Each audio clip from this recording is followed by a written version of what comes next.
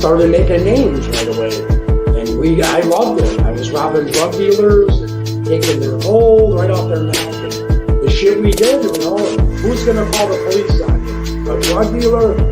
I can identify with anything that was normal, to be honest with you. But I was born and raised in Brooklyn, New York.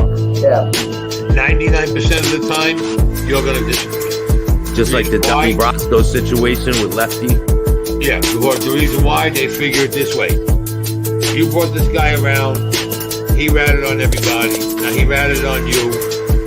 You might turn around and join him and rat on us, so we get rid of you. There's no connection between there and there, and they get rid of you.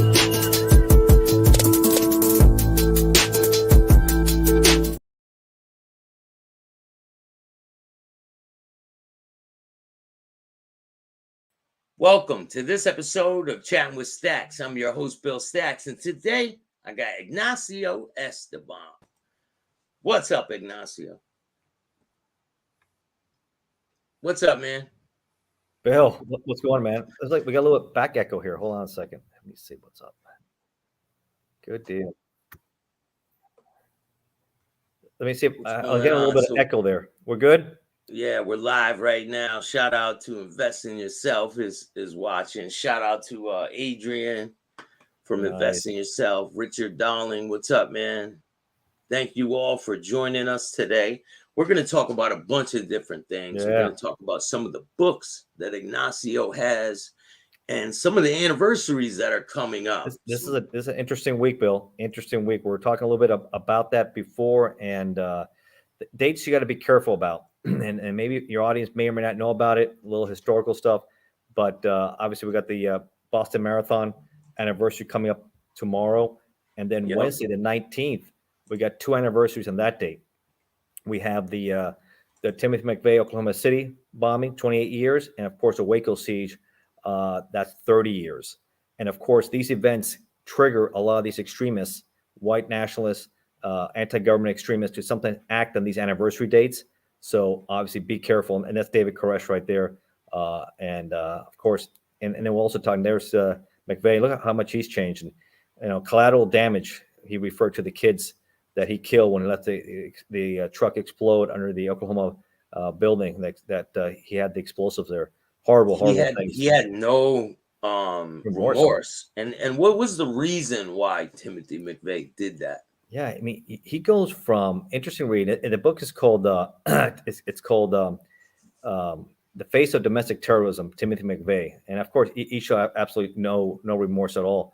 He was a patriot. He was a Gulf War veteran, a decorated Gulf War veteran, 1990, right? He got the Bronze Star. He got other accolades, right? Very well respected. I think he had some issues. I'm gonna go a little bit in his psychology a little bit. He was kind of a loner growing up, very much of an introvert, right? He wasn't really friends. His grandfather kind of showed him deal with firearms. So he developed a love for weapons and training. And that's why he ended up going into the military. He wanted to go special forces after he did his tour in the Gulf War, and he got washed out after a week. Was it Desert Storm, right?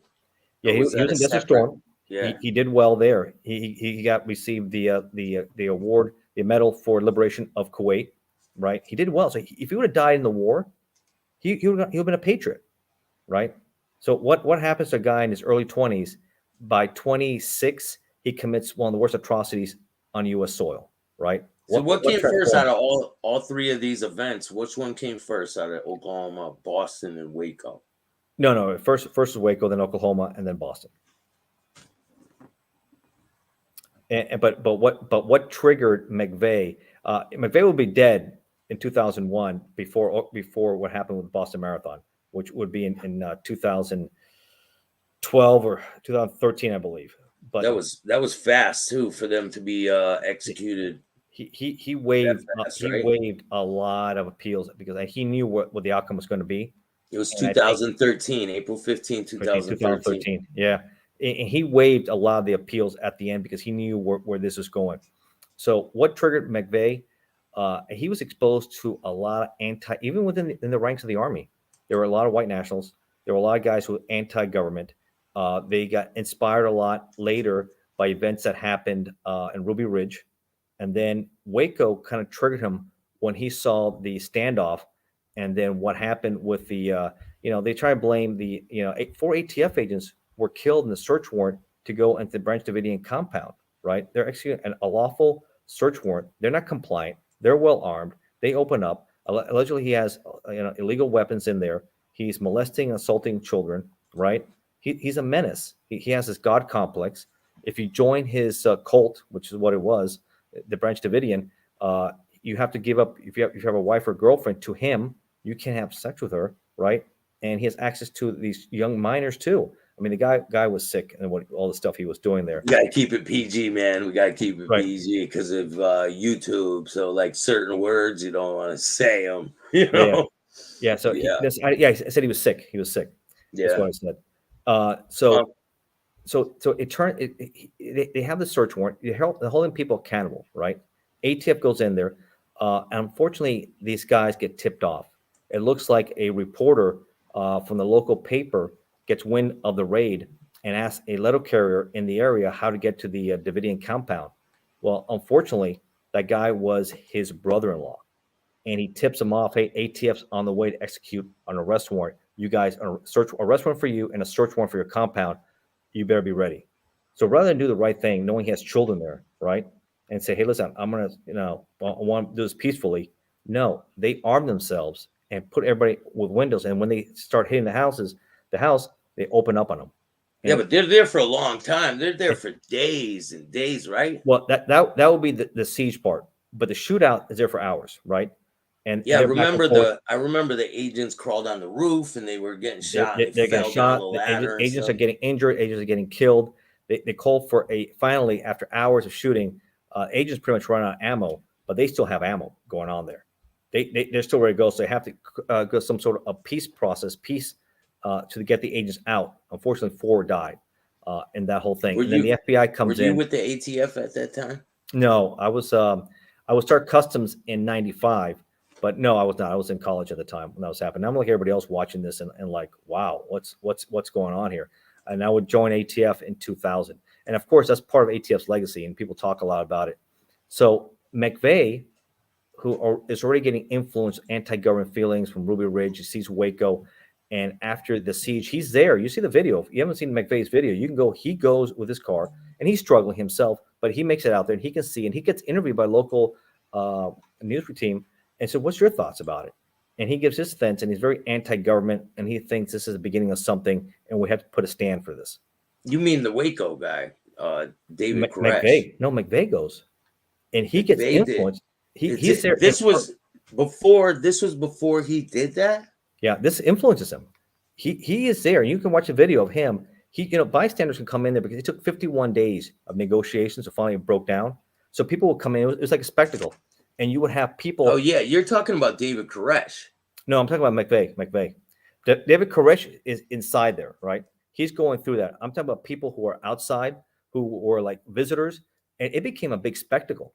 People watching. Hey, look at the feds out there surrounding this place. So guys who are anti-government were coming in and watching and saying, how is this going to play out? Look what the government's doing. Not understanding this is a legitimate search warrant.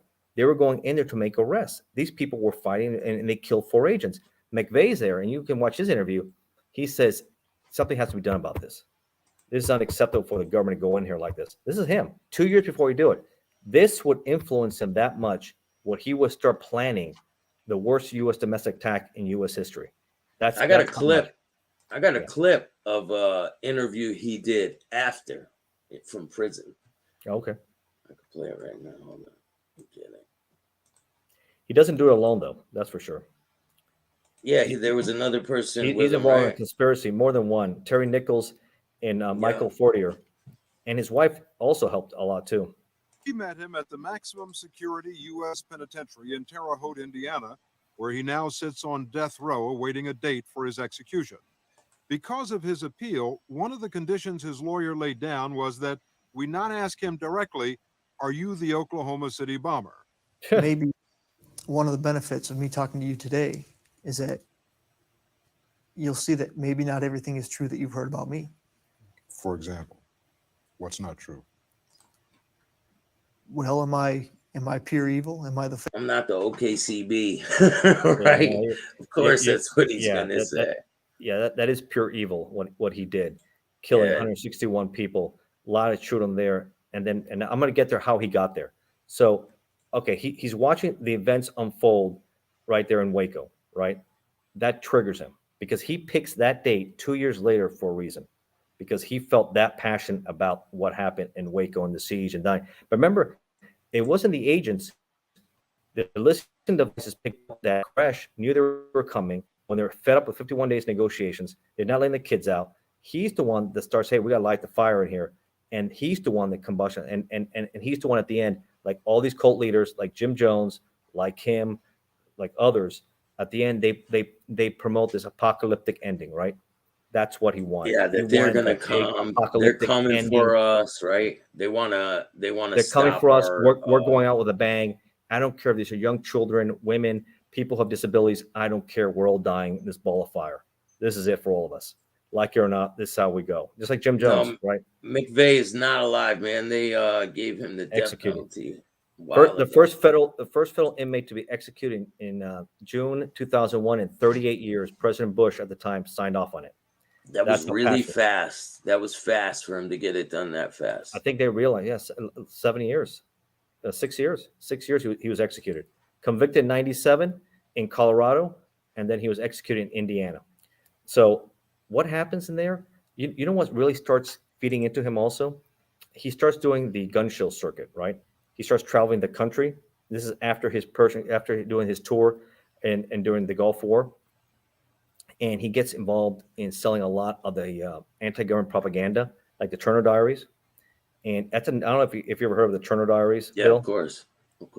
He read it a lot. He would sell a lot. He would sell a lot of survival gear, going to the country and talking to people. And he copied it pretty much. Is there a lot of extremists when they go to those shows? Yeah, there's some. Yeah, I have to say, yeah, not a lot, but there's some, because there's a lot of people who are there. I want to be clear, we work those kind of gun shows who are good people who just are gun enthusiasts. But you have an element, like anything else. You always have an element. They're extremists, and he was part of that element. Yeah, just like we were talking about with the motorcycles. Like everyone that's on a motorcycle isn't a criminal. It's a 1%, right? Yeah. The same with this, and same in this culture here. It's that 1%er that leads to it. So what he's selling a lot? The Turner Diaries. He's become a big fan of the Turner Diaries. And if those who don't know what it is, it's a white nationalist, anti-government, who attack the FBI headquarters with a truck full of explosives and take it out. Well, he copied it. He does it in the morning. Crazy. He copied everything from the Turner Diaries and pretty much applies it to Oklahoma, to the And federal. it was Turner Diaries, a 1978 novel by William S. Yeah. I listened to it. It's a revolution. This was his revolution, and that's what he wanted. All right, let's check the rest of this interview and see what he got to say. Yeah. face of terror sitting here in front of you? Or am I able to talk to you man to man? Most people in this country think you are the face of evil, don't they? Yeah, he was. They do. But sitting down here now, and let me make clear, I'm not sitting here trying to influence you. And I'm not putting on a game face. No. I'm not conning anybody. I'm just being me. Timothy McVeigh was executed at Terre Haute on June 14th, 2001. Yeah. Terre Haute, that's where Bobby Testa was, Anthony Sentner, the mobsters from Roy DeMeo's crew went to Terre Haute. So you know who he recruits? Friends that he had in the army. The guys that commit this atrocity were former army guys. All of them were former army guys. I'm surprised that they went along with it to do something like that. They have that element. Just like any organization, they get that element. And McVeigh, Terry Nichols, the only one that's executed was, those who don't know, was McVeigh. Terry Nichols got life. He almost was executed in the state case in Oklahoma, but they were deadlocked. He's still around, right? He's doing life federal prison. Yeah. He's doing life federal prison. But Michael Fortier, who had a lesser role, he was recently released a few years back, and he's in witness protection program now. So now the government has to pay because he was a witness and he helped testify, and he gave the wife immunity, who also kind of had a smaller, lesser role in the whole events, what happened there. So what did they do? Yeah, they helped buy the ammonium nitrate fertilizer, ANFO, right? was 5,000 pounds they end up using. They had 16 55-gallon drums, which they filled it up with other explosive mixture in there, and then they planned it, what date, what time, and then It was a McVeigh huge executed. bomb, right? Oh my God, yes. It left a monster. I mean, look at this monster building. Look crater. at the side of this building. Yeah, it's a 30 Look at the 30 side foot of this wide, building. It's 8 foot gone. top. Yeah, great. I mean, it was almost It's insane. at least a third, if not more, of that building is gone. And he parked it right near the daycare center. He parked it right near the daycare center, and he would say years later it was collateral damage for his revolution. Now he goes from thinking he's causing a revolution. You know what he is? He's just a mass murderer and a killer, and that's what history will remember him as. No more, no less than what he is. He could have been a patriot, and instead he was disgraced murder. That's all McVeigh is. Do you want to explain to the people what Ruby Ridge was? Because I don't know if a lot of people even know what that is. Yeah, that was before Waco, and it had to do again. You know, when people, Randy Weaver, he had a warrant for weapons violations, right? And then they were trying to execute an arrest. And again, I don't have all the information on me because I haven't really written about that. I want to say it was in Idaho. And, yeah, it was Idaho. Yeah. Yeah, and they were trying to arrest him. And I read about it years ago, and I haven't written about this, and it wasn't in my other book, but top of my memory, what I can recall, when I was reading about 92, August 21st, 92, right? Yeah. And then you had Waco happens in 93, a year later. So you have the events of Ruby Ridge and Waco. A marshal is killed trying to effect arrest. They come into more team. And I think an FBI sniper kills Randy Weaver's wife. And then it becomes a really ugly situation. And then his son that. up there, top right corner, they kill his young son. He's like 14 or something. Yeah, but here's what I say again. If someone has a warrant for your arrest, just like with Koresh, just like with Randy Weaver, just like whoever, turn yourself in, cooperate, and now this happens. Your time to fight it is in court. It's not to fight the police, not to fight law enforcement, because it's not going to turn ugly. It's going to turn ugly for you, right? And you're putting all these innocent people at risk. You put everybody at risk. You put your family at risk, right? Because you start shooting at the police and law enforcement, they're going to get hurt.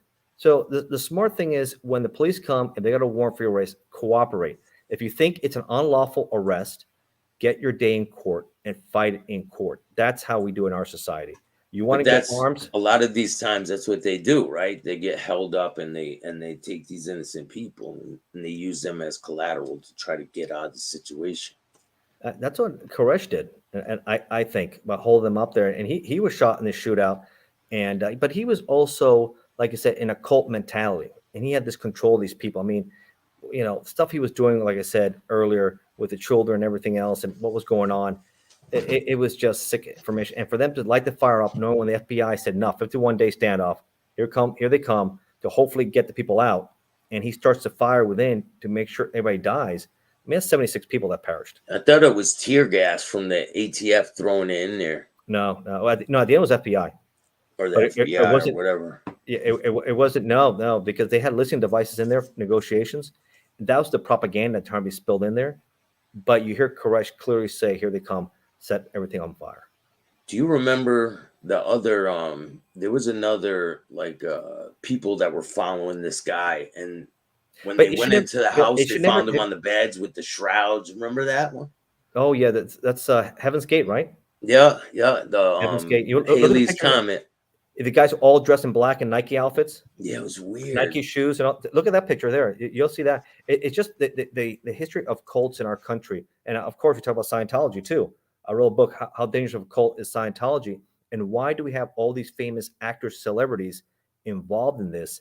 Well, we know the history with L. Ron Hubbard, Lafayette Ron Hubbard, how he pretty much turned Dianetics into this so-called religion, but really is a business for profit, taking advantage of people who are looking for spiritual awakening, spiritual something, and instead they're being taken to the cleaners because it costs a lot of money to get this so-called education at different levels. You got to pay a lot of money to move up the ranks and get this so-called enlightenment, which they're trying to give you, which is a scam. And they run like a franchise. They really do. So Heaven's Gate, I don't know if people understand what that was back in the day. 90s also, right? Yeah, yeah. Mhm. So it was kind of like a religion, right? But ran by this older white guy. I call it cult. Yeah. Well, they tried to claim it as a religion. None And, of that's religion. None of these guys. Scientology, in my opinion, it's not. David Koresh was not. This other Jim Jones definitely was not. And we can talk a little bit about Jim Jones and Jonestown yeah, and the drink massacre there also. Kool-Aid, making So- people. Well, and then if they didn't comply with them, they would be killed too, right? Which one? Jim Yeah, Jones. Oh yeah, yeah. We'll talk about Jim Jones too, and the horrors and And they were all Jonestown. found on the bed like that. Look at they all dressed in black and Nike shoes. They think Crazy. they're gonna get beamed up somewhere, right? They're gonna get beamed up to another life. Yeah, Haley's Comet was coming by, Yeah, and they're gonna get beamed up. they all drank some These people, juice or something. It's so sad. Yeah, they're all drinking the Kool-Aid. That's a famous that came out of that applies to all these cults. People are drinking the Kool-Aid, right? They're all getting brainwashed. They're all getting indoctrinated. And people, when they get indoctrinated and brainwashed, it's amazing what they do. They give up their lives, their freedom, and they get used and abused. At the end, they take their lives. That's the message of being a cult. And I put that with, People's Temple, which is Jim Jones, David Koresh, the Branch Davidians, Scientology, the same thing. What's going on there? These people, Heaven's Gate. It's just the list is so much. Hare Krishnas. A lot of people think the Hare Krishnas is the same thing. People have to give up their lives and all that. So a lot of these cults and what they do to each other. But go back into McVeigh. It was called the Hale-Bopp Comet. Yeah. I remember What's that. good, Josh? How you doing, man? That was in the 90s. 90s was crazy. Look at all the stuff that was going on, the events in the 90s there, right? When we lived it, I saw it. And then how it impacts us today with these events, these anniversaries, and people living with that. But McVeigh had his three Army buddies with him. Gulf War, he was a Gulf War veteran, decorated Gulf War veteran, and tanks. And he got them to end up after Waco plotting and putting all this together, buying all the. It took a while to buy the explosive. The bomb cost them about $5,000, and these guys were pretty much they use fertilizer and all that stuff. Ample, right? Ammonium nitrate fertilizer, yeah. But it cost $5,000, and they stole also. They spent a year and a half planning which building they want to do it. They even contemplate doing assassinations, going after Attorney General, going after federal agents that were involved in Ruby Ridge, going after judges.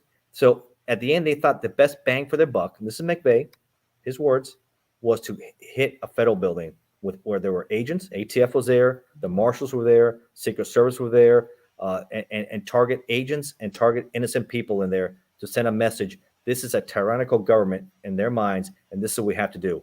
No, what he did, he was kill a lot of innocent people for no reason. How many victims were in that one? Do you know? 161 victims. Wow. 106, the worst domestic attack, because 9/11 obviously was an international attack.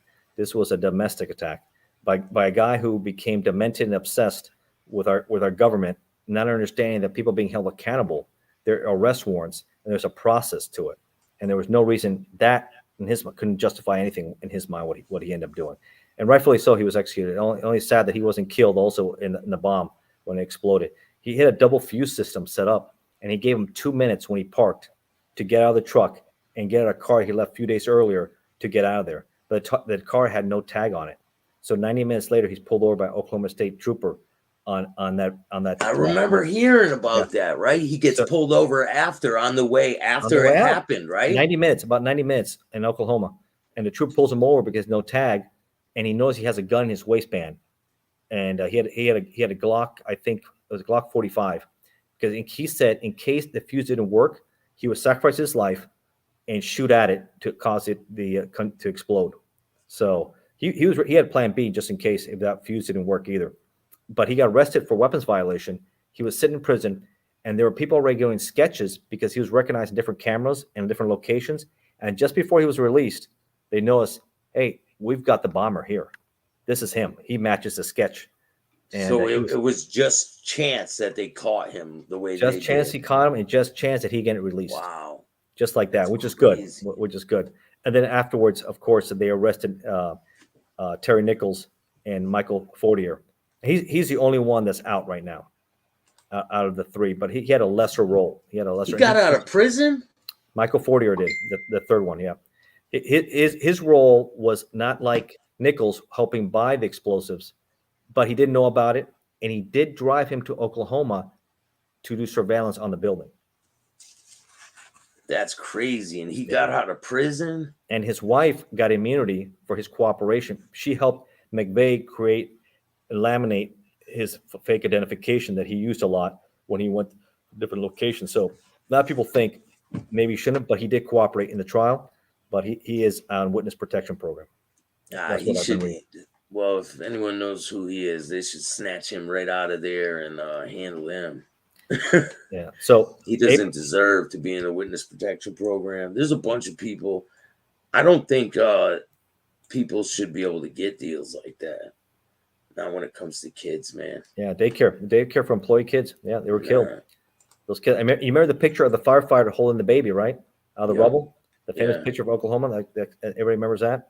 That was part of the horrors. And like you said, he called it collateral damage in his revolution. He was okay killing women and children, anybody else. In his mind, this government is out of control. I guess the guy never traveled. I mean, he was in the army, but government's out of control. You go to China, like it was CCP. That's a one-party system that controls you, right? Fidel Castro, Cuba, Venezuela, North Korea. Yeah, you can't do this. What we're doing here and talking your mind, you can't do that there. You can't do any of those places. We would disappear. We can't have these conversations in many parts of the world. You can't talk. You can't go to Saudi Arabia and criticize Mohammed bin Salman and the horrors he's committed as a Saudi crown prince. They're not royals. They're thugs, and I've written about that too. The horrors he committed. Even with his own family, all these accidents happen. So I agree with you, Mike. Anyone that hurts a child doesn't deserve to walk this earth anymore. No, these children didn't deserve that. They didn't have a life. They weren't given a chance to live. Let's talk a little bit about this situation. Yeah, because I spent quite a bit of time up there in Boston, and I remember pretty the videos. wild. Yeah, I remember the videos. I remember the chase. I remember they're getting him, and he's doing life, right? The middle one. Yeah. He killed his own brother, so he ran him over during the chase, like during the whole apprehension. I remember when they were looking for him, and they knew who they were, but they didn't know where they were, right? And they were in Cambridge or something like that. Yeah, that's and right. The whole city was shut down. Police officer, and they killed a university police officer. Yeah, they ended up taking his gun, and there was a struggle, and the brother ended up getting ran over during a I don't feel sorry pursuit. For him.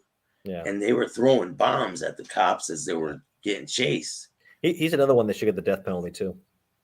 Yeah, he should get the death penalty. There's a new picture of him. Watch this. What's his name? What was his name? Boston. Just put the Boston killers, marathon killers, bombers. They also had a homemade bomb. He's in pressure cooker, right? Yeah, pressure He's cooker. In ADX. And he had it in his backpack. Remember the backpack? The hat on backwards, walking around, leaving it in different location. Yeah, these guys are all a piece of crap. But these aren't domestic. They're more international because they had an international agenda. McVeigh, obviously, because it was a domestic. They've traveled outside the country and they've been involved with things before, right? Right. So that's There's a picture of him in his new home. This is where he'll spend the rest of his life. Yeah, he should be executed. I don't know if they gave him. Oh, nice guy. Death penalty. I think he just has like 10 life sentences or something like that. Yeah. No, there he is. He's a piece of work. Yeah. There's his new cell. He'll be there for the rest of his life. Yeah. Enjoy that metal and steel. Yeah. Just like El Chapo and just like Mavo. Remember Mavo? Yeah. Yeah. Just like those guys. And again, even though I think Mavo should also have been executed for what you were investigating that one, right? You were involved with the we talked about that. Yeah, I was out there for that. Yeah, Muhammad and Mavo. Muhammad was executed in Virginia a few years after they were arrested. Just like McVeigh, kind of the appeal process. But I thought he got lucky. He was a minor, but the actions he did were absolutely horrific. He has life too. He won't ever get out, right? No, he won't get out either because he got life sentences in so many different places between Virginia, Maryland, Alabama, Louisiana. he's done. But you know They what? don't they But don't play down what does the state here. of Virginia have to pay for him to be there? You know, it's just these guys. But he was a minor, and Supreme Court said he couldn't be executed. So unfortunately, he continues to live and breathe and get fed. And we have to pay like El Chapo. Why couldn't the Mexican government take care of El Chapo Guzman, right? How many times has he escaped from prison? What kind of corruption is that? We talked about that. The underground tunnel after being the longest fugitive in Mexican history, right? And then he escapes with a moped underneath. And then he's interviewed by Sean Penn and Kate Del Castillo, right? Yeah. In Sinaloa. I remember this What a one when disgrace. he was hiding in the boat. Remember Yeah. the Boston dude? He was That's hiding right. in that sailboat, and Yes. everyone was everywhere, and there was bloody handprints on the boat. They were everywhere, man. The whole city was shut down. So I remember that's 10-year anniversary. ATF was out there big time on that. I didn't personally go on that one, but I know one of the ATF medics helped treat him at the scene. ATF medic, you see the picture of ATF medic treating him at the scene, and then he take him out. Yeah, so he was hiding that boat for I think a day or something. The city was shut down for a reason. They said, where is this guy? And he was hiding in someone's boat. I remember that old man that comes out noticing something's up and he wasn't sure. He calls and then he's like panicking when people give him all the orders. He could have got shot. Man, if you watch that video, I got the picture of him getting out of the boat. He noticed the guy in there. Of the flare. They used the flare to see him in the boat. Yeah, that's right. He got shot too, didn't he? Which guy? The Boston bomber. He was shot in I think he had injuries, no doubt about it, for sure. Yeah. Here, I got the pictures right here of him in the boat.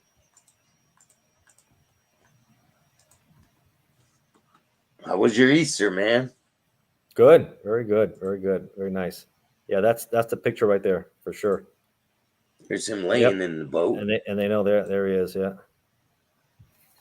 Yeah, he knew something was up, and I guess he noticed somebody was in there, and that's when he calls it in. And then you have the famous video of everybody converging on the scene, and he's taking orders. He doesn't know what to do, and then eventually someone grabs him and takes him back into his house.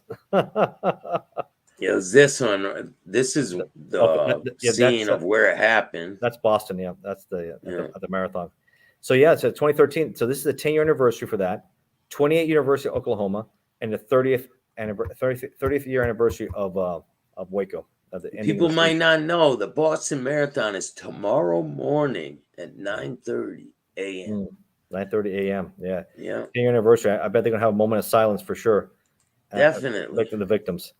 Shout out to Randy Marshall, man. What's good, Randy? How are you? Yeah. Wasn't one of the DC snipers another Desert Storm veteran? No, he wasn't a Desert Storm. He was a National Guard. Muhammad Malamaya. Muhammad he trained in the military. He was a marksman, and he was in the Louisiana National Guard. Yeah, so it's sad to see the veterans that 3 of them were involved, and they were involved in the worst attack on U.S. soil by Americans. Right.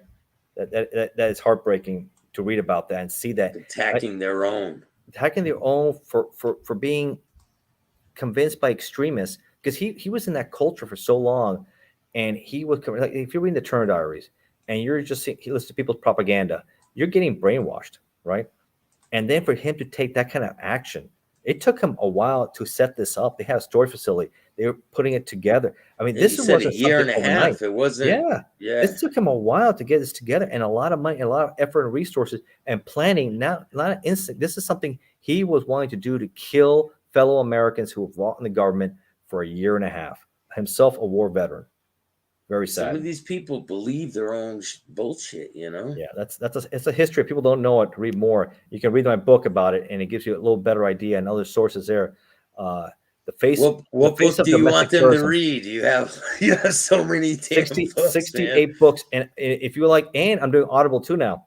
I have my ATF Undercover. You see the poster behind me. He's got Audible. The Biker War books too. Go check out the Biker War books. Biker Wars. I have. Yeah, longer books on bikers. I have it on organized crime, the most dangerous crime syndicates of our time. We have politics. We have all this stuff going on here. And the Colts too. Like we were talking about McVeigh, comparison with Jim Jones, who happened in 78 before this happened with David Koresh, right? Which was in 93. And that was almost 1,000 people, Bill. Almost 1,000 Americans. Jim Jones was 1,000 people. 1,900 and something. Almost What? 1,000. That would be the worst, I guess, killing of Americans until 9/11. Where did he originate when he was here? This is in a the fascinating US? story. For those who don't know, I'm going to give you a rundown on. This is even stranger, and there's you can see the videos. You can watch you can listen to his death tape. He even records it. If you haven't listened to Jim Jones' death tape, when he talks about it's all going down, and he's forcing his followers to do this an unbelievable thought. He's saying, "My children," I'm going to copy him a little bit. And his wife, she doesn't want to kill her children, her grandchildren. He just doesn't want to kill it. And he's pretty much telling her to be quiet. That that says, mother, please, mother, please, and just like that in that tone, mother, please, dismissing her, being sarcastic, mother, please, my children, no one has loved you more than me. That have really. And he says, we're going to send the world a suicidal revolution that'll be remembered for generations to come. Yeah, you can't say Suicidal that either. revolution. Can't say that either. Yeah. You can't say that. Yeah, that's his what words. you just said. Yeah, Yeah. but we can't say that. But those are things you can listen to on that. So Jim Jones, these were all Americans, all right, in Guyana. He created Jonestown to escape. Oh, there's someone else there. Hey, Stacy, how are you? Yeah, he started. She watches all my shows. I'm going to give a quick rundown. Who was Jim Jones and how did he get to that point where he ends up giving his followers to execute and kill themselves? Keep going. I'll be right back, okay? Yeah. Keep going with the Jim Jones thing. I'll be right back. Yeah. Still listening. I'll be right back. Gotcha. Yeah. And Jones, he comes out pretty much. He starts from very, very poor, humbling beginnings with his family.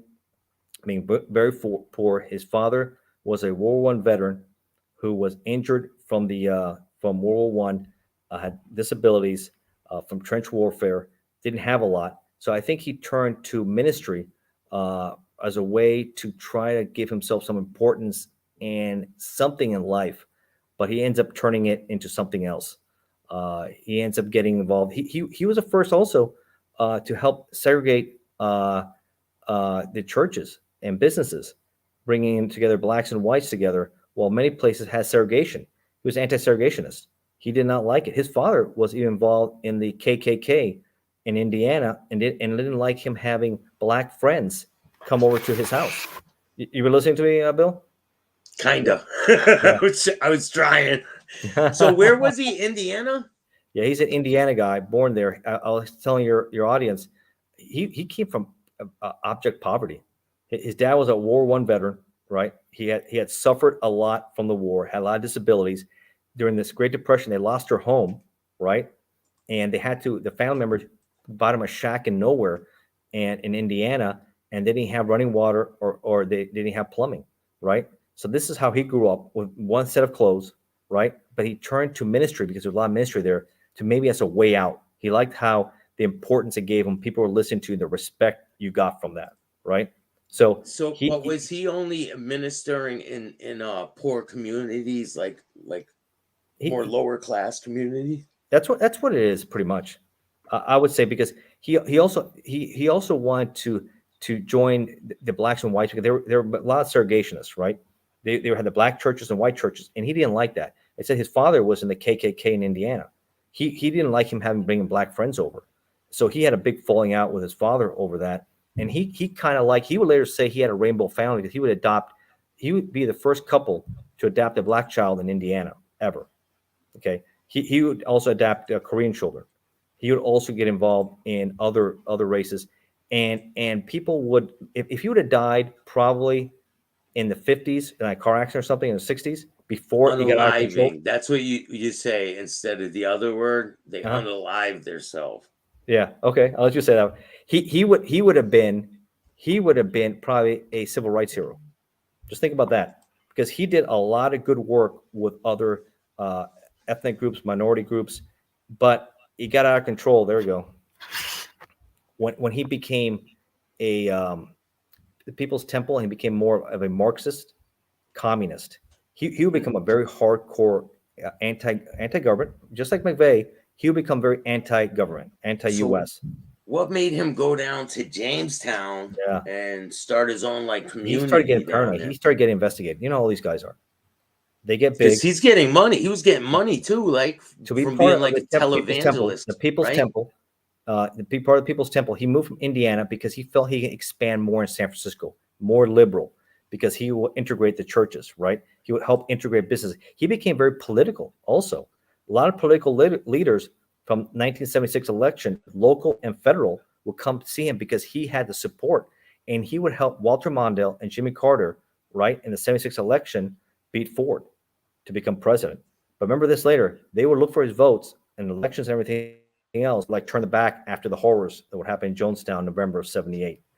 He's being investigated. Tax reasons. Is this really a church? Does it deserve tax exempt status? He's allegedly raping, abusing. Oh, don't say that. No, Oh, yeah, you okay. can't say that. You can't. Okay. You can't say Allegedly abusing. How about abusing? Yeah, you can say that, but you can't say the Abusing. other word. You can't say that other word or the unalive word. All right. Allegedly. Those two words. No. No. No. Allegedly abusing, right, his own followers, right, severely abusing them. So he knows that there's an investigation tightening on him. He needs to get his congregation out of there to a foreign country. He wanted to go to Brazil, but there were some Yeah, but issues in he had the Brazil. money to take all these people from the U.S. to People's somewhere Temple. Remember, to be part of that, you have to turn over your assets to him. Remember I said about so if they're getting pensions, income, retirements, they're all coming to him. All the income you're making goes to him. And a lot of these people were disenfranchised minorities, right? People that he thought he was going to help, and he starts changing. He starts becoming this ultra communist socialist. He wants to create the ultimate Marxist Leninist compound. Is what he wants, because he now becomes, in some ways, I don't think he's even religious at the end, because anybody does that is not religious at the end. He's using religion as a front to take power. He has power. I think it was allegedly worth at the time over $8-9 million. People's Temple. That's how powerful and how much he had over almost 1,000 people. His congregation was bigger, but he got over 1,000 people to move down with him to Guyana. Why did he pick Guyana? Because they had just become a socialist country, very pro his ideas that he liked, and they were English speaking. Brazil was Portuguese, so it made it easier for him to set up in Jonestown. So they set up a year ahead. They build it up, shanty towns out there. Does he own this property down there? Yeah, they build it up. He there. owned it. Yeah, well, I'm not sure if he owned the land itself or he's renting. I'm not sure about that part, but he starts building construction, and the Guyana government gives him the blessing to do it.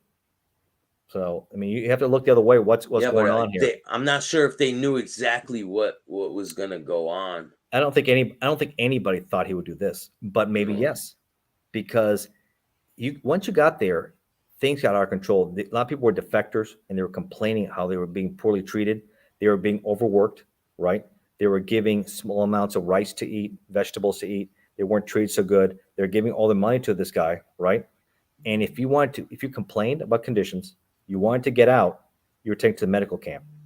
In the medical tent, it wasn't very pleasant. They would give you induced coma medication to control you. They would use you, abuse you, right? Do a lot of bad things to you. One case, they'll put you in these hot boxes underground for days at a time, giving you very little water to teach you not to complain what's going on. So people were defecting, and they wanted to get out, and a lot of complaints about them. And I think he thought he knew that one day the government would crack down because the complaints would get out of control. He would even have them do mock taking down the Kool-Aid, right? Which was actually Flavor Aid. He would take them down, and they would call them white night drills, where he had his goon squad, we call the Red Brigade, shoot above their heads, right? And terrorize everybody and make them take it to see if they were loyal to him. Oh, like if they were scared enough to be like, oh, and take it, right? Take it, once yeah. the guns are going. And then they sent like a senator down there, right? To see the people, a congressman to see if the people were safe. And this is where I criticize. Happened I don't know how many people have criticized, but this is in my book a little different than others, where I applaud, and he was a Democrat.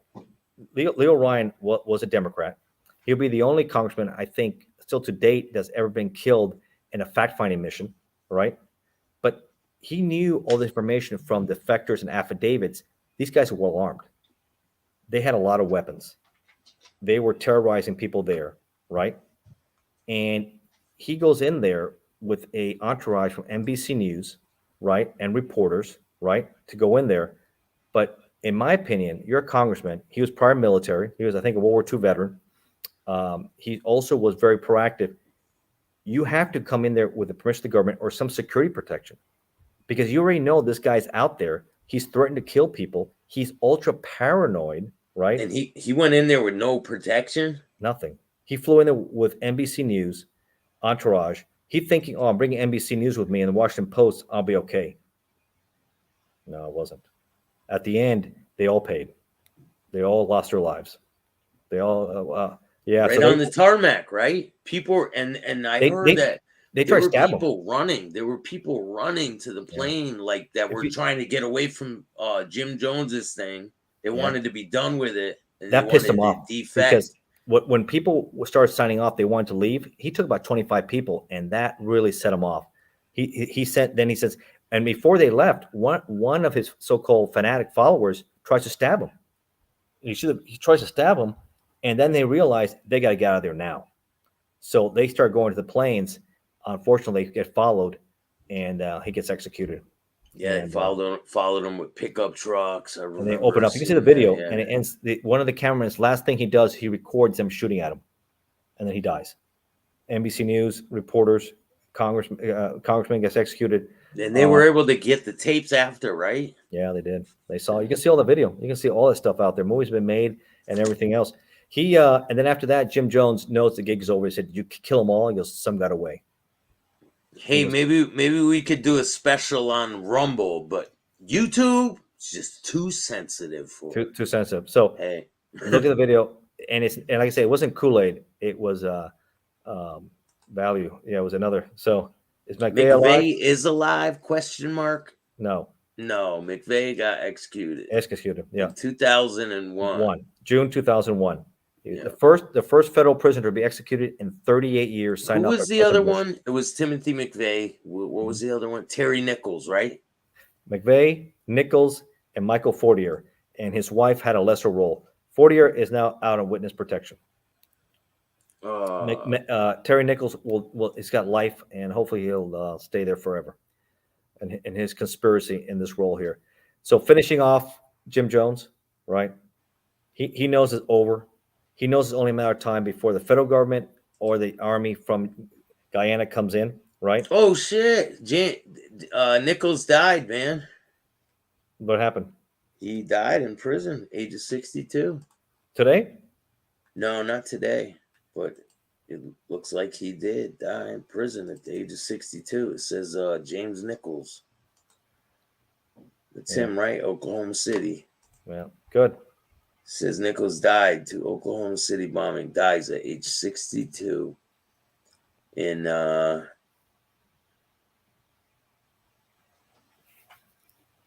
month after the bombing, federal building, Oklahoma. James Nichols, farmer who was detained as possible accomplice, but not charged as one. But his brother Terry helped Timothy. Oh, okay.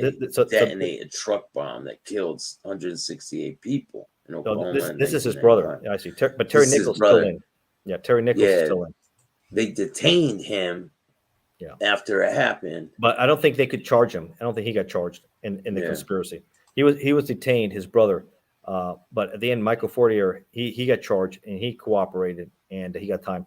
So at the end, Jim Jones also is done. I dated a girl. Her father fed Timothy McVeigh's last meal. Oh shit! Yeah, what was his last meal? That's what I want to know. What was McVeigh's last meal? Yo, is her father still around? Maybe he'll come on the show and talk about giving the last meal to him. Oh, you know what? The Unabomber. I got Ed. I was going off. Ed. Theodore in Boston. Kaczynski. Ed Portella is gonna tell me about. He used to go to the ADX. He was a prisoner himself, but he had like privileges, and he was able. He had a job feeding the ADX prisoners in Supermax, so he fed a lot of these crazy people. The worst of the worst. Yeah. And I'm gonna give you the exclusive interview with the person who had access to these people. Nice. going to be good. Yeah, fascinating. Yeah, it was interesting. I heard that I think once they kind of separated, but McVeigh and Kaczynski, I think, had a conversation, and a lot of people wonder what those two were talking about, huh? Two domestic terrorists. Yeah, but if you're in ADX, you can't talk through the doors. It's not like that. No, they had it set up, and they changed it after that. That you look it up, you can see that they talked and then they stopped. They want to make sure these two couldn't talk. I guess something happened. They happened to be together for a little bit, and they didn't like that. Yeah, can you imagine that? Super bombers. Because the super bombers conversation, huh? Yeah. What will these two knuckleheads have to say? Unbelievable. That dude, Unabomber. He's still alive. He's still alive. Yeah, he was just sitting in a little cabin, right? Building them. That guy's another guy with mental health issues. I mean, anybody who does that, he was brilliant, right? A brilliant guy, a professor at Berkeley, right? And he kept sending letters taunting the government and another guy who's anti-government who thinks and takes it to another level. There's ways to do things in civilized society, and there's ways that we don't do things. And what these guys have done was unbelievable. And a lot of people think that he should also have been executed, but family people lost their lives with him too, right? He was like the postal bomber, right? You see all those packages, yeah, sending them all over the country, targeting different. And he was also people who he thought were environmentalists, who were anti, and they're building up the industry to destroy this environment we live in. Says Unabomber was part of some government drug experiment. There was a show about him, right? All these guys have movies and shows and documentaries and everything. Then they sent me the bull tell the feds that Terry Nichols had bombs buried under his house. That was Greg Scarpa Jr. Terry Nichols. Yeah, Greg Scarpa Jr. And I think later they found more explosives in his attic. Scarpa Jr. is the reason why too. He told Scarpa Jr. that he had bombs in his attic. I think they found it in the attic later. Yeah, that was good too. They found him. So yeah, so at the end, that's the end there for Jim Jones. But Leo Ryan, tragedy. You don't go down there, and this is just to me common sense. Maybe as an agent, you have to have some sort of protection. His assistant who was there laid on the tarmac for 24 hours with 5 rounds in her. What? She played dead. They thought they had killed her, and she played dead. And years later, she becomes a representative in his district. She wins, and she becomes a congressional representative. Her name is Jackie Spear. Jackie Spear. Look her story up. She just wrote an unbelievable book about surviving Jonestown. All right, here's the story, man. It was Terry Nichols. Judge takes 10 years off mobster sentence for sharing info on Oklahoma City bombing. Yeah. Federal judge in Brooklyn shaved 10 years off prison sentence of notorious convicted mobsters, citing the fact that Colombo soldier tipped off the FBI about a hidden stash of explosives they dismissed in the basement of Oklahoma City bomber Terry Nichols during the 1995 search. Nevertheless, the 64-year-old Gregory Scarpa Jr. may not live in Newfoundland. Now due to be released in 2025. He got released a couple of years ago, like last year, I think. Suffers from cancer. Shout out to Scarpa Jr. Yeah, those guys are. Like he said he should have been executed. He came this close. He came this close to being executed in the state trial in Oklahoma, and it was deadlocked. If not, he was convicted of 161 counts of murder, conspiracy for murder. Wow. He should have been executed also, but now we're stuck with him. Like El Chapo, that guy should be executed also, right? But the Mexican government says the only way we can extradite him is we don't execute this guy. So now he sits there. Here is the letter. Here is the letter that Scarpa wrote the feds to tell them that Terry Nichols had the bombs under his house. It's the letter he wrote the feds. How did he find that out? He must have told them. They were locked up together, I guess. Wow. Scarpa's living in South Florida. Yeah, man, he is a great guy. Shout out to Scarpa. Yeah. Well, he did the right thing telling that. That's good. Get this explosive because someone else might have used something else. So Yeah, these are dates you got to be careful with because Yeah. these extremists, and it doesn't have to be an explosion like this. It doesn't have to be like the Turner Diaries, but it could be another mass shooting, right? We're just getting one after another after another. So these are things that we have to be careful for. I mean, look what happened yesterday in Alabama. Louisville had two. Nashville had one. It just doesn't end. It just keeps on coming, keeps on Yeah, coming. these young kids with weapons, they should not have weapons. And people with mental health out there, Mental health is a big problem. That's a big it problem. really is. I think mental health is a big it's an answer to the solution, man. It's a solution to the problem. Mental health awareness and getting people help that they need. They do. Because there's a They need lot that. of people out there suffering with mental health. Mental health, and they get triggered. And look at Louisville. The guy was having mental health, and he gets angry at his employers, right? And he goes to the bank people he worked with, and he kills 6, right?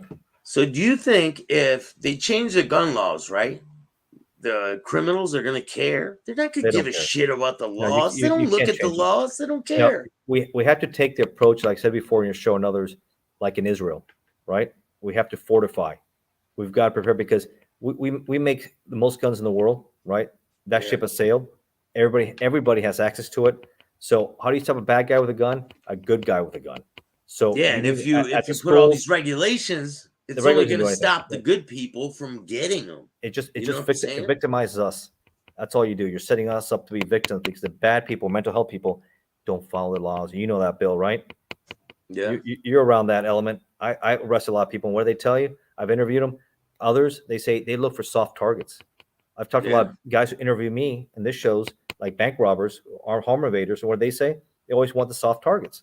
They're not gonna hit a bank with security, right? They're gonna hit the Yeah, bank they with no want security. they want the guard that's overweight and not paying attention. They're not going to deal with the guy who's Mr. Rambo on point. You know what I'm saying? Then they have like a team of guys out there. They're gonna walk the other way. They got nobody out there. Well, like this guy knew at the bank in Louisville. Well, he went right in there, right? And he cleaned house. He killed, I think, the vice president of the bank, who was friends with the governor, who helped the governor get elected. You just never know what people are going through and what's going on in people's lives, man.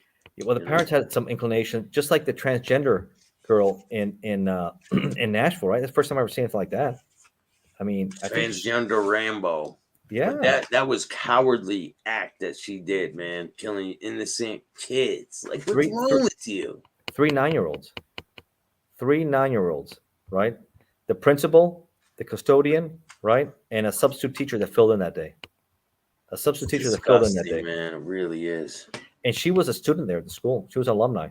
Yeah. She was an alumni. And a lot of these shootings, everybody has a connection to the target. Have you noticed that? They either went to school, they either worked there, they know people. All of that plays into it, and that's why we need. She's gonna enjoy her the rest of her days. She's another one that should be executed. And she's gone. She's dead, man. She already got executed. She was killed. They killed her on the spot. That was the difference between Nashville and Louisville. Excellent responses, and what a horrific response in Uvalde, Texas, where they sat there 77 minutes while this guy Ramos killed, right? All those teachers. I think that death toll was 21, 19, and 2 teachers, right? It's crazy, man. That's the right way of doing things. Let me ask you this. The wrong way. So when you were involved with the ATF and a major event like this happened, right? Would you get a phone call, like be on alert, stand? Yeah, like, for sure. We're responding. Yeah, we're going out there. We're going to help the locals out. Let's try, especially if the person is a fugitive, right? He's out. He's out and about. William Steele, what's up? Yeah, I'm here, man. No, William Steele. Bill in the house. Shout out to Bill, man. Shout out to Bill Crooks. Bill Crooks too. Shout out to Bill Crooks, man. He does great work too. I've been great show, man. Awesome. True crime. One day we got to have Bill Crooks on. We could have a whole bunch of people on panel. We'll have a panel on. We'll have William Steele, Bill Crooks, Bill Staxx, Ignacio Esteban. We'll have a whole bunch of people. Yeah, a whole bunch of people on. Excuse me. Yeah, man. Well, it's good Bring that you're back the mafia. Kids is way safer. Definitely was safer back then when the mafia was around. Mafia, yeah. But now it's crazier, especially how strong the cartels are. I think I've talked to you. The cartels are as strong as anything we've ever seen. I mean, they're making $10 to $15 billion a year, right? Between the drug proceeds, kidnapping, fuel, stealing cargo. They're involved in everything. These What do guys you know where think of it's coming them arresting El Chapo's son? And they're going to Yeah. extradite him here. Yeah, no, it's another guy. We got, because they can't handle their problems. Here we go again. We got to clean it up, and now we got to pay for it, and that's going to be our problem. And we can't. And of course, Lopez Obrador doesn't want anybody being executed, so now we got to keep him there for life. That's part. I mean, it's ridiculous. Thank goodness he only has, I think, a year and a half left, and he's out because they have 6-year term limits in Mexico. That's it, one and done. So, but unfortunately, he was horrific. What do you think's going to happen next with Mexico after Hopefully he's out? they put another Calderon in there, and a guy that wants to take him on and let us do our job. American agents go in there and don't revoke our diplomatic immunity either. And let us do and make cases in Mexico working together in task forces. And you have to insert martial law. But he's soft, and they were corrupt, the administrations, and it's atrocious. And why would you have Cienfuegos, your general, that was indicted in the U.S.? He was stopped at LAX, right, on money laundering charges, and demand his release. Why would you do that? Unless you're afraid what he's going to say. Just look that up. Cienfuegos general, he was under Trump administration in LAX, indicted by DEA, and he demanded his release. Probably has business down there, man.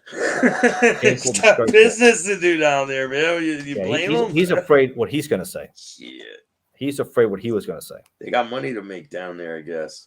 It's disgraceful, bro. Insane. Well, it's good, Bill. But yeah, man, go check out his books.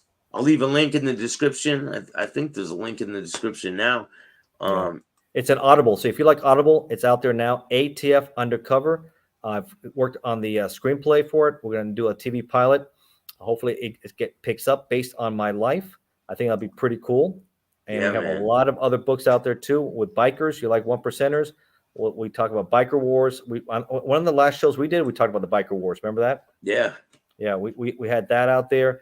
Of course, there's always wars out there. If you like biker stuff, how about last year? The shootout between the Hells Angels. We'll talk a little biker stuff real quick. The Hells Angels and the Vagos. And the Hells Angels chasing down the Vagos up in Nevada off US 95 for payback, killing one of their own, involved with the chapter president from Las Vegas for the Hells Angels and 2 others. The Vago guys who were victims, they testified in the grand jury against these guys. What a mess. Yes. And they're still in the Vagos? They were encouraged to be witnesses to get payback for the Hells Angels. What? Yeah. That's crazy. And I heard something crazy. I heard a crazy story. You might know something about this because you wrote the book on him, Sonny Barger. Yeah. He was arrested for a murder when he was young, right? Yeah, I wrote about that. And he ended up cooperating. He was cooperating with law enforcement. Yeah. Yeah, you want to talk about that a little bit? Yeah, sure. What's that all about? Yeah, that's my book with the Hells Angels, Sonny Barger, writing with the Hells Angels, the life of Sonny Barger. Fascinating read right there. He was looking at the death penalty for allegedly at the time in the 70s killing a drug courier that owed him about $80,000 debt. Right? He's pissed off. They know where he's staying. They get inside the house, and the guy is sleeping. And allegedly, a witness who testified in court said Sonny Barger killed this guy point blank range when he was sleeping. Cold blood murder. Boom, killed him. Case closed. Case closed, but not really. He gets end up going to trial, and at the time he's looking at death penalty, but later California revoked that, and it'll be life. They wouldn't have the death penalty, right? He also had a really bad cocaine addiction. He had a really, really bad drug addiction. A lot of these guys do, and he had that issue there for him. So, according in the trial, a sergeant with the Oakland Police Department testifies that Sonny Barger had provided him information with his ultra leftist groups, the Black Panthers and the Underground Weather Group. Remember how they're just very leftist communist groups, right? And that he was helping give them information, explosives, firearms, what they were doing. So he testified to them. That, I think, obviously with the jury at that time, might have had an influence, right? Okay, he did the right thing. Maybe some people see him, and he's also an Army guy. He was in the Army underage, by the way. Yeah, but he's sentenced to death, right? No, he didn't. He got acquitted. Oh, he was acquitted of the murder? He was acquitted of the murder, but it can't hurt. Wow. Now, and I put that in my book. It sure couldn't hurt to have a sergeant say, "Hey, this guy did right by us. This guy did right by us." Yeah. And at that time, that has a lot of in that Do you- time. And, do you and think people that- he was Mexican too? That kid was Mexican too. Yeah, So, but back then, do you think that they could get law enforcement to say things like that just to give you? he was well documented. I guess they had all the firearms and all the explosives. He gave up to these guys. Pretty wild. He found a way to catch. And other people say, "Well, these were a piece of shits." He was a patriot for doing that, but nonetheless, he still cooperated with law enforcement, right? You know. But at the end, the irony of irony is, he has an informant against him, right, within the Hells Angels, that gets him when they wanted to kill a outlaw in Louisville for killing one of their own, the chapter president out of Anchorage. So that was payback there. The irony is that an informant got him. I think they said his name was out there. So He did a lot of time in prison too. Sonny did, right? about 4 years. Nothing like Taco Bowman. I mean, he got life, right? Doc Cavazos, he cooperated with the Mongols. He should have got a lot more time than he did, but at the end, he cooperated with all that. And at the Taco end, Bowman passed away in prison too. yeah, he passed Recently. away Yeah, a few years ago. recently, Yeah. He passed away in there, and then a lot of controversy, like I said, with the Mongols, and now the big war in Florida between the the outlaws, because it's an outlaw state. It used to be an outlaw state with the Mongols and the pagans possibly joining forces to go after the outlaws to try and take over the state. So that's going to be interesting battle royale there. When I was there working, I never saw the Mongols, but again, I've been out of the game, out of Tampa. Mongols are up in Illinois too. Yeah, they're spreading with outlaws. So this is going to be an interesting battle, and see if the pagans also help out with that battle. So that's something to look at. But again, compared to the cartels and the street gangs, I don't see, of course, the mafia's done. I don't see these guys. And plus, you know what destroy these groups? Hearing cases. You know, when you look at this much time in these conspiracy cases, everybody cooperates. Nobody wants to do 20, 30 years, right? Nobody Out wants to in do that. what is it? Out in Australia, the bikie wars are The insane. bikie wars. I put that in my word too. Bikie wars. Yeah, the banditos and the Comancheros. They got some nasty wars. I mentioned that in my book also. 2084 in Sydney, they were in a massive shootout in a festival, and a little girl got shot in the face and was killed. And these guys were shooting at each other. It's ugly. People think Australia is very peaceful, but they have their dark side. Like anywhere else, there's no perfect. And when there's humans, there's going to be problems. And the bikie wars are also nasty. I talked about my war also in the biker wars. So we'll see what happens. Going back to the Vagos Hells Angels, they keep on going tick for tat, back and forth. You kill one of ours, we'll kill two of yours. So now the Vagos testify in grand jury. This is all out there in grand jury as witnesses against 3 Hells Angels who What are now state charged was that with in? conspiracy and murder. What Nevada. state was that in? Nevada. Las Vegas? It was in Nevada, in Highway 95, I think near Las Vegas. So they now, but you know who went down? The chapter president for the Hells Angels did for this out of Las Vegas. So that's a big deal right there. So a lot of interesting things. Are they going to do anything back on that? I don't know. That's going to be an interesting little battle there in Nevada and California. Tit for tat, because the Hells Angels said the Vagos a month earlier, last year, killed one of theirs in San Bernardino, California. So these guys go back and forth a lot. So that's unfortunate. The trend when you see with these groups is that they, it's always about payback. Outlaws are real heavy here, Ohio, West Virginia area, where I work. Where I work, yeah. But again, they're nothing what they used to be, right? And I think the ones you got to worry about, I think you know about this too, Bill, about the street gangs, right? How violent and vicious and ruthless and indoctrinations. And They're stuff everywhere, man. Depends where you go, how you act. I've got cases, all kinds of gang, from Latin Kings to Valentine Bloods to you name the different groups. I've worked on because they become hybrids too. It's not just one race anymore. There are multiple race of groups. So the groups I've seen were all between Hispanics, whites, blacks, and they all come together, different generations. And at the end, it's a lot about making the money, right? It's all California about making drugs. biker gangs are wide. California biker gangs are wide out in the open. East Coast seems more low key. That's true. Yeah. The East Coast biker clubs, from It what seems I like see, Wild Wild West. they right? are low key. They're not It's out there like that. They're shooting at Wild Wild West, right? It's a Wild Wild West out there with the bikers. No, I mean, they shoot at each other. Don't get me wrong, but they're not like on display like that. You know what I mean? It's kind of That was like, great. If you want to see that video, somebody recorded in their car when the Hells Angels trying to shoot the Vagos, and you can see the video. So if you want to look at that video online, take a look at that. I was looking at that when I wrote the book, and you'll see that. but now they're looking at conspiracy murder charges, yeah, screw all that, man. attempted murder, conspiracy. Those guys get some line. So that's a serious hit for them. But these guys go back and forth. It's just like they're all the same. The Mongols and the Hills. Remember that big brawl we talked about, Laughlin in Nevada? You saw the videos from that from the last show we did. Yeah, it's just, it doesn't end. It's a culture that exists, and people, they go at each other, and drugs and fueling and everything else that goes in there. So, so you I have a got pretty all cool these video. books. What's your plan next, man? Do you have any books Well, I said in line? This Audible. I just started. A shout out to Sean Milo. He's a professional voice actor. Did a great job at ATF Undercover. Unbelievable. And now we're doing my next long books about organized crime, the most violent organized crime syndicates of our time. And we're also doing one about killers and tyrants. Very long. These are going to be each one about 7 hours. These books are long ones, about 350 pages each. 7 hours? Yeah. They're both going to be about 7 hours. Shit, man. So that's like the Murder Machine.